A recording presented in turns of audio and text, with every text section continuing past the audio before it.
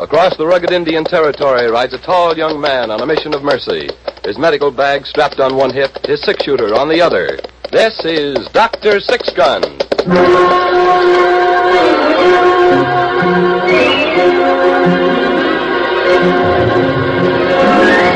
The National Broadcasting Company brings you another episode in the exciting adventure series, Dr. Six-Gun.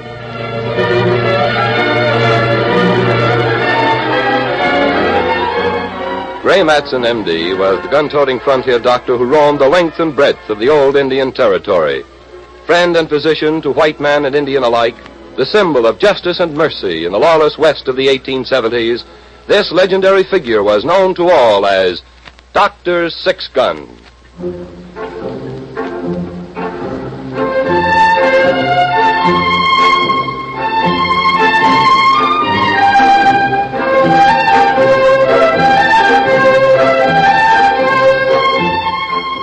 The Territory is a place of youth.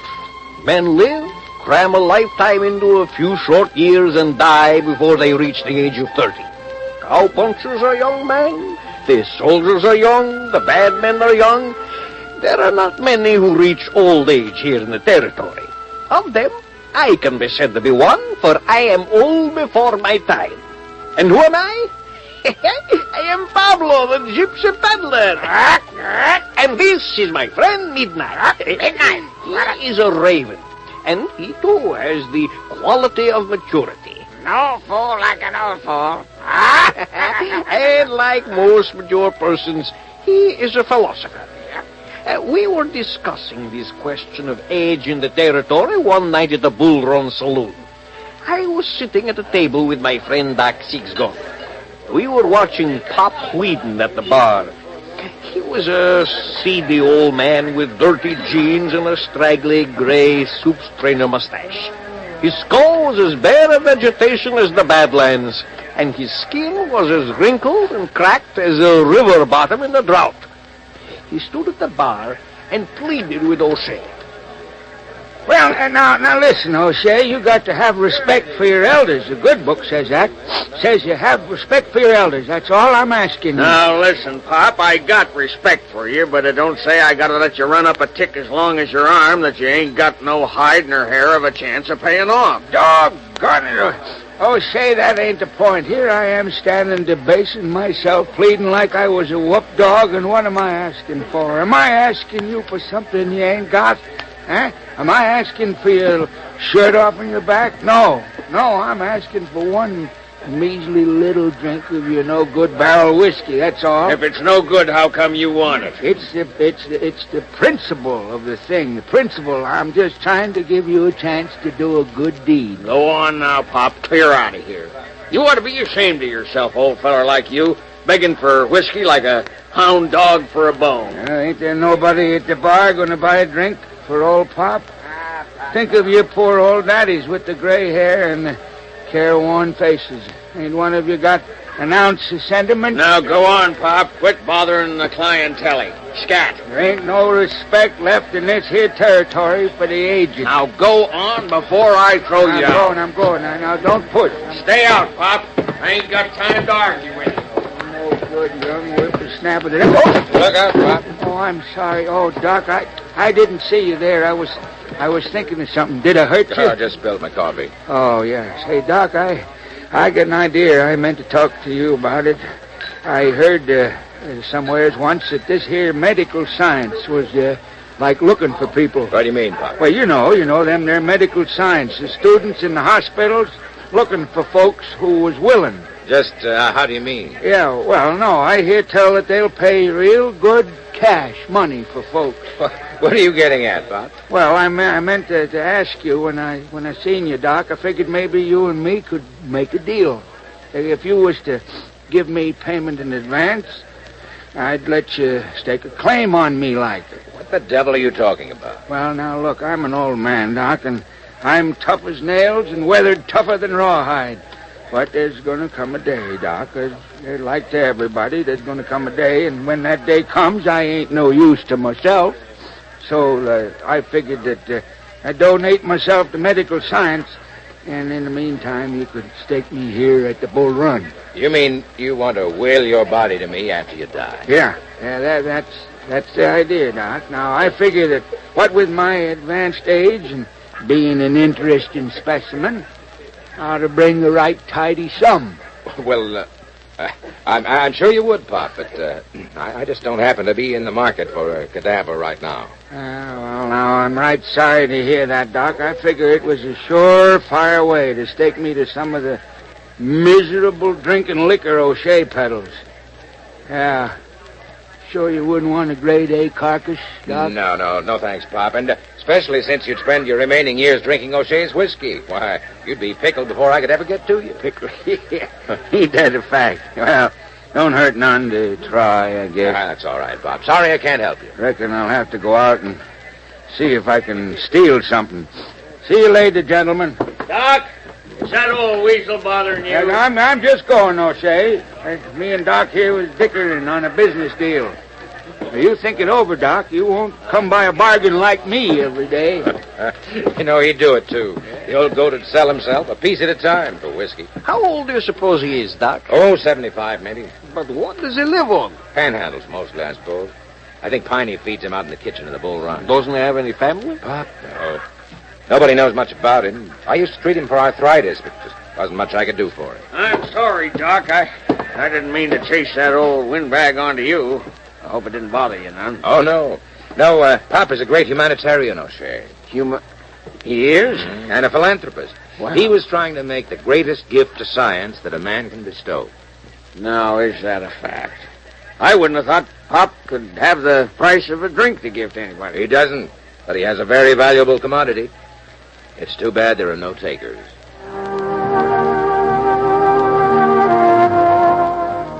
For a while, Pop Whedon found a profitable enterprise in watching horses hitched outside the Bull Run. Of course, a good cow pony will never stray when the reins are dropped and wrapped once around the hitching rail. But somehow or other, when a cowpoke neglected to give Pop a dime to watch his horse, the reins became mysteriously unwrapped, and the pony might be found wandering some 3 miles from town. This kept Pop supplied with the necessities of life and even allowed a small margin for foolish expenditures, like food. All right, O'Shea. I'll take a glass of your best drinking liquor, just as long as it costs me 10 cents. Okay. Let's see the dime, Pop. Yeah. All right, I guess. Guess you found somebody else to work that horse-watching dodge on. O'Shea, I provide a useful civic service. Just don't try it on any of them Texas cowhands that comes through in the spring. They'll heave you into the horse trough. Well, now, to tell you the truth, O'Shea, I've been thinking about the spring. Yeah. Got a notion to expand.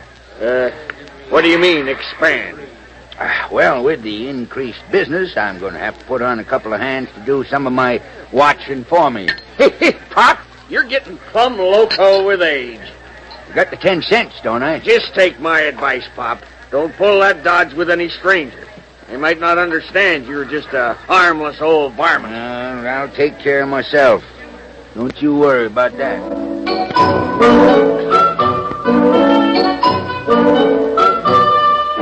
And then one night in the winter, when a cold norther blew out of the mountains and the breath of the horses steamed before them and icicles dripped from the wooden arcade in front of the Bull Run, Doc and I came out of the swinging doors to start for his office. It would freeze the nose off a brass monkey. Yeah, I guess it would. I bet I have a half a dozen cowhands riding in here inside of a week with frostbitten noses and frozen feet. Well, Doc, you may have one patient before we get to your place. It's cold. What's that? Huh? Oh, that's somebody singing. That's Pop Whedon. Where is the old broad?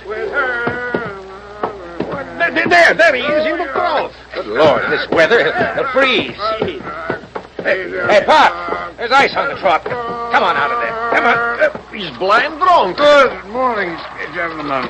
Care to join me? The water's fine. Get off his arm. Oh, it's cold. Now, look, you wait. Let me alone. I ain't finished my bath. Get him up. Come on, get him up with you. It's cold.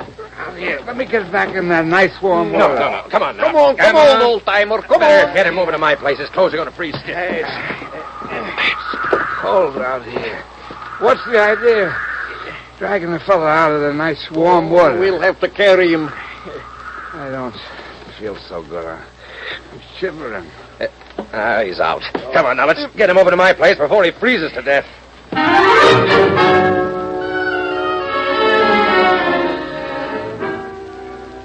Poke up that fire, Pablo. How is it, Doc? He's got a fever you could fry eggs with. Look at these teeth. I've never seen anybody chatter like that. I better get him out before he swallows them. What kind of crazy thing is that? Taking a bath in a horse trough in the dead of winter. It's lucky we came along. Could have found him in the morning frozen solid and buried him right in the ice. Doc. Oh, he's coming too. Doc. Hey, what's the idea, you crazy idiot? Don't you know better than to freeze yourself to death? Doc, the last thing I remember is standing at the bar. And O'Shea says it's Saturday night. I figured Saturday night is time for my bath. Well, it's almost your last bath. You better lay off that whiskey of O'Shea's for a while. Darn near killed you. Oh, no. I wouldn't say that, Doc. It saved my life. Everybody knows that alcohol won't freeze.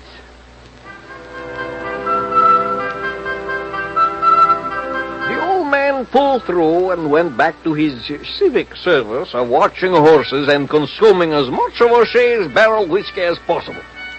He became an indispensable character in town, the one you played jokes on.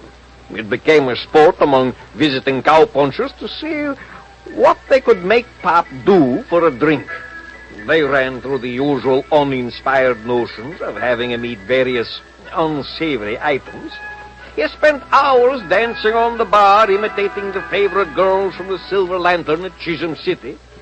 And for $1.50, he allowed a horse wrangler from the Barrel A to write obscene verses across the top of his shiny head. It was one day at the Bull Run when Doc had seen enough. Look at that. Well, just look at that old reprobate. Pop Wheaton? Well, what is it this time? They ought to be ashamed of themselves. All right, Pop, I'll tell you what I'll do. I've been right lonely since my hound dog run off. Yeah, is that right? Pop, I'll make you a bargain fair and square.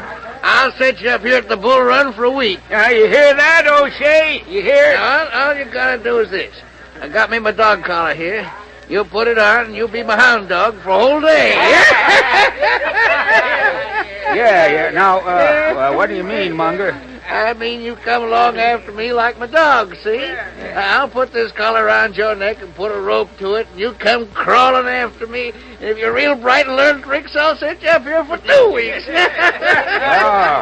2 weeks. Now, that's a bargain, isn't it, Munger? Right. Now, wait a minute. If I be your hound dog for 1 day, I get 2 weeks on the cuff here. All right, now that's enough. What? Pop Wheaton, you ought to be ashamed of yourself. Oh, Doc, what's troubling you? You're a human being. You may be old and foolish with your brain pickled in that rot gut of O'Shea's, but you're created in God's image. Yeah, well, now, Doc, am I bothering you? Yes, you are. I've spent too many years watching men die and babies being born to stand by and let an old fool disgrace the whole species. Oh, now, Doc, I didn't mean no real harm. Well, now, hold on here. You ain't backing out, are you, Munger? Yeah, but Doc says that... Well, I've talked to Doc. Now, you listen to me, Pop. No, you listen to me. I know what I'm doing, Doc. You think I care if they laugh at me? What difference does it make to me if I spend a day on my hands and knees like a dog? Spent 50 years like a dog standing on 2 foot. Never got a thing for it. 2 weeks free ride at the Bull Run means a lot to me, Doc. Now, leave me be. I know what I'm doing. I suppose it took a lot of whiskey to make it seem funny, but Pop Wheaton spent that Saturday night on his hands and knees in the sawdust of the Bull Run, the collar around his neck and the leash attached. Al Munger taught him to roll over and beg and count to 4 by tapping with his paw. And the laughter, which was sheepish at first, grew deeper and heartier as the full measure of the jest dawned on the assembled cowpokes. After that, when Pop came into the bull run, the men at the bar whistled to him and called him Rover and other amusing allusions to the evening.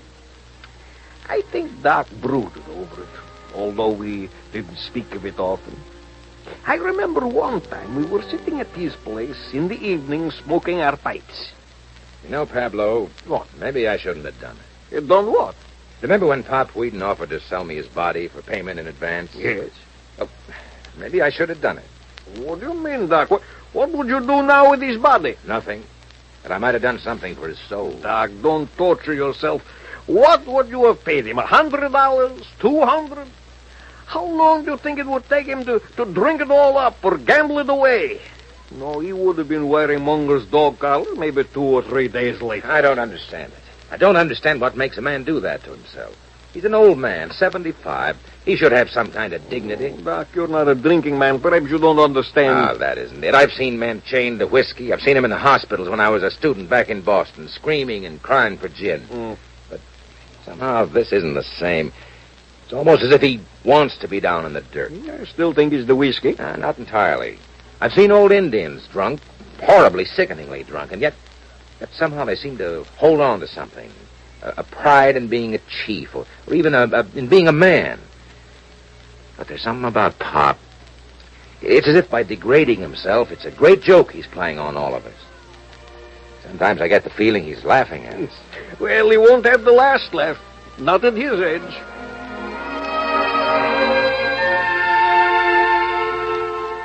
The end came as O'Shea thought it would in the spring, when the Texas cowhands came through, following the rivers of longhorn cattle that flow up the trails. It was in the bull run on a Saturday night. A trail outfit had hit town, and they were celebrating a momentary respite from the long, hard trail. All right now. You got the mirror behind the bar, now simmer down. I'll lay anybody 6 to 5, I can shoot the bottle right out of the monkey's head. Now you cut it out. What kind of a crazy hombre are you? I run a respectable place. What I tell you? Clean on the first shot. Pay up, losers. Pay up. Now buy around for the whole house. Charlie, take over the bar. I got my hand pretty badly cut up with them glass pieces. I'm going to see if I can find Doc.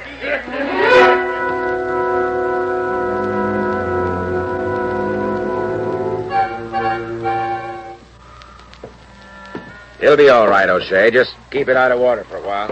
And you better stay out from behind the bar. With that bunch of loco Texas waddies, it'll be a pleasure. I was thinking of the whiskey. If it hits those cuts, it'll burn. Hey, listen. There. Yeah. You hear, Doc? They wasn't in the place 20 minutes before the mirror went. Now, the way they're smashing glasses, they're going to be drinking whiskey out of their cupped hands before midnight. Did you send for the sheriff? When that crew rode into town, the sheriff got one look at them and took off for the hills. You coming in with me, Doc? I might as well. Probably there'll be 4 bullet holes and a split head to sew up before morning. Well, hang on to your hat. Let's go. Dead center, I told you! Losers pay up, pay up! Hey, that's Pop Wheaton over there against the wall. What's he doing? All right, set him up again. Now, listen, old man, you keep that glass steady on your head. Now, wait a minute. I ain't had my drink yet. Now, that's the bargain. I get a drink coming every time you take a shot. All right, give me his drink box. Shooting whiskey glasses off the old man's head. I told you they'd smash all the glasses. Set him up again. I got 3 dead, son. I'm going for 4. What's going on here? Huh? You, cowboy. What do you think you're doing? Huh? Who are you? You trying to murder this man. Now, listen here, stranger. Me and my friends are having a friendly game, that's all. A little target practice. Now, you got no call to bother us. It ain't none of your business. Yes, it is. It's murder. Who are you, the sheriff? I'm the doctor. Oh, well, in that case, you just step aside. After I hit him, then it's your business. Put down that gun, cowboy. What? Well, look at that, will you? There's a doc with a 6-gun in his hand. I said drop the gun. What for? That's what I want to know. Why for? We're just having a friendly game. Old man don't object none. He's getting his end of the bargain. If you miss, he'll kill him. Now, what harm's that gonna do? He ain't worth nothing. If he was a horse, he would have been shot years ago. Put him out of his misery. This way he's gonna die with whiskey in his belly. Ain't that right, old man? Yeah, that's right. I see. Now, why don't you quit butting in? I know he isn't worth anything. I know it better than you do. That's what he wants us to think somehow. But he hasn't got any choice. He's a man. He may be old and sick and soaked in whiskey till he's rotten inside, but he's a man, and thou shalt not kill.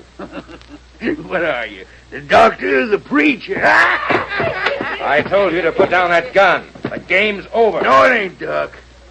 You may have a gun on me, but you're one lone man, and you're standing right in front of two of my best buddies. Grab gun! All right, get his gun! Let go of his gun! Now throw a rope around his hands. O'Shea! Any one of your local hombres moves, he's going to get it right through the head. Now, tie the Doc up to one of them poles. What do you think you're doing? Didn't like my little game, Doc, huh? Well, I'm going to give you a chance to play. Pull that rope tight. Now, I'm going to put a glass on your head, Doc. Well, you're crazy. Shut up, barkeep. You're going to be the next player. Now, be right easy for me to shoot that glass off your head, Doc. But we wouldn't want to do it the easy way. Now, you, old man. Huh? Yeah? You take my gun. Oh, yeah, Now, wait a minute. Now, that wasn't in the bargain. Now, that wasn't part of it. You take my gun, old man. Now, you get your whiskey, but first you got to work for it. You got to shoot that glass off in the Doc's head. Well, that's murder. The old man can't even hold the gun. Shut up! Want a good shot of whiskey, don't you, old man? Sure. Yes. Oh, yeah, sure I do, mister. Well, now you go ahead. Here's my gun.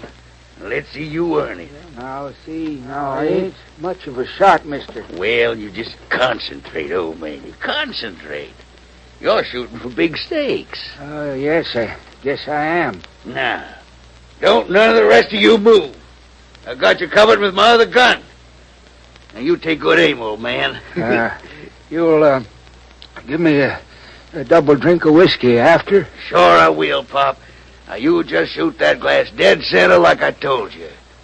Hold still, Doc. You wouldn't want to spoil his aim. You bloody... Come on, boys.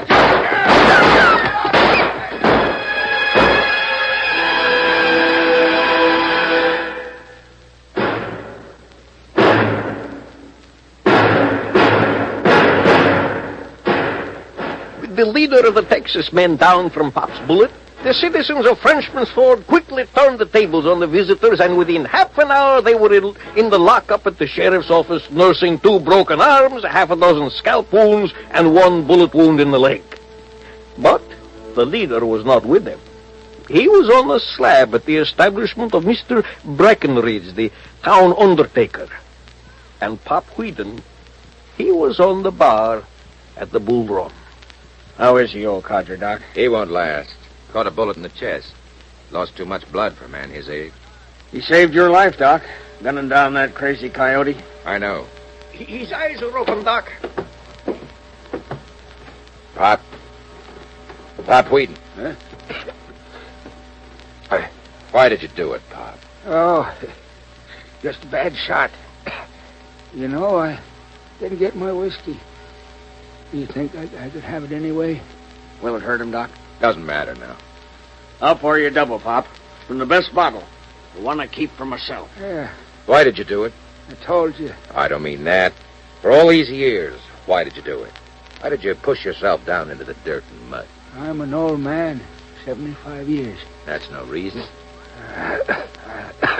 Was a young man once, 1825, way back east. Only it wasn't the east then, it was the frontier. It was the wilderness. I had a little house. I cleared the land myself. And, I had a wife, Sophie.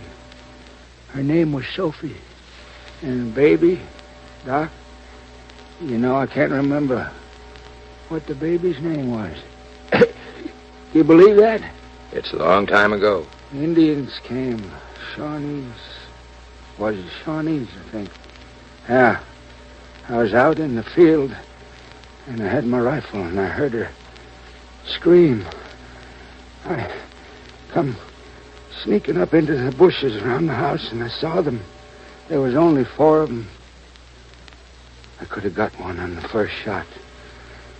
They was muzzled muzzle loaders in them days. I know. Yeah, muzzle. I had my hunting knife. Could have fought them. Men have fought 3 Indians before. It was their wife and baby in danger. I had surprise on my side, Doc. You see, they didn't know I was there. But I didn't do anything. I didn't fire a shot because I was scared, afraid. Take it easy. I watched, Doc. I watched over the sights of my rifle. I watched. And when it was over, I went away. I didn't have no more wife, Sophie. Didn't have no baby. I can't remember the name of the baby. Isn't that funny? Yeah. No. Ain't no animal would behave like that, Doc. No animal. Ain't no varmint in the woods, no bird of the air. Would have been that downright low. Doc, the human being is the lowest, no good, rottenest thing there is. I've lived 75 years knowing that. But you don't believe it anymore. Told you what I'd done. I saw what you did tonight. It wasn't low or rotten. You saved my life. Maybe it was because you never really believed it, Pop. And I was the one who told you you were wrong. Yeah, no. No, man ain't no good. A man is a critter who'd lie in the bushes and watch his woman die because he was afraid to fight. Yeah. Look at me, Doc. Haven't I showed it? 50 years I've been the lowest, no good, rotten, crawling critter nobody ever saw. Doesn't that prove it? Doesn't that make it up? I let everybody see how rotten I was, Doc. Doesn't that make it up? No, that doesn't make it up, Pop. Not being low and rotten. But maybe this does. Maybe this makes it up.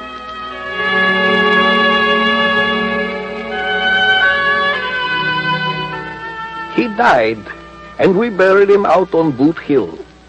And when we came to burn his name on the wooden marker, we found that no one knew his first name. It was Doc who finally suggested the epitaph. We'll make it Pop Whedon, beloved husband of Sophie. He tried to make it up.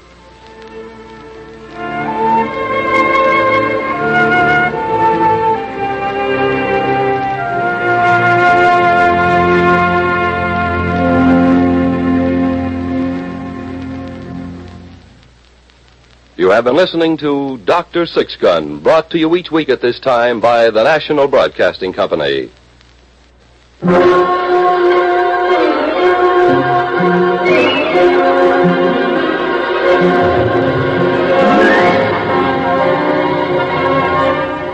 Doc Six Gun is played by Carl Weber and Pablo by William Griffiths. Today's script was written by Ernest Kenoy.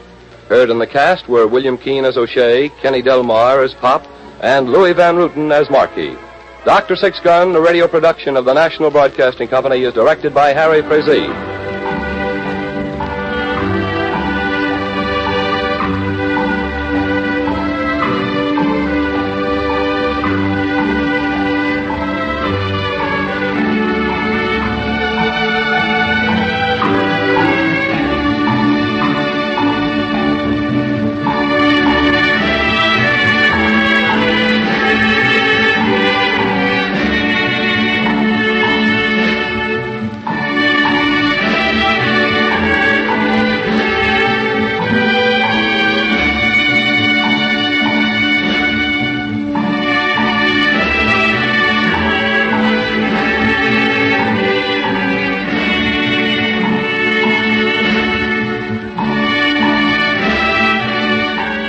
Dr. Six Gun, starring Carl Weber as the frontier doctor, with William Griffiths as Pablo, the wandering gypsy, has come to you through the worldwide facilities of the United States Armed Forces Radio and Television Service.